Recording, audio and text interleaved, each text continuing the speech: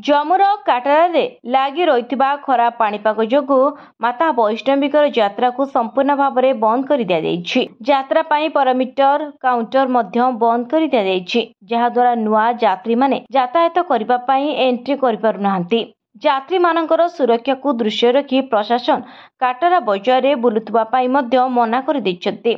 अधिकारी मानकर कहिबा अनुसार प्रबल वर्षा एवं भूस्खलन हेबार आशंका थिबारु यात्री मानकु खोला स्थान को जिबा पाई बहु विपदपूर्ण बोली कुहाଯାଇଛି।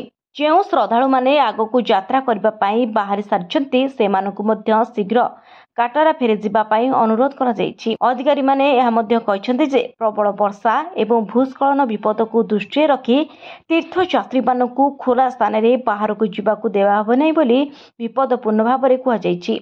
एथिपाई लगातार भाव में लाउड स्पीकर माध्यम घोषणा मध्य करा जाउछि, जहा द्वारा कोनोसी अघटन को एड़ाई दिया जाय पारिबो। पाणीपाग विभाग आगामी किछि घंटा मध्य प्रबल वर्षा हेबार चेतावनी मध्य दैछि।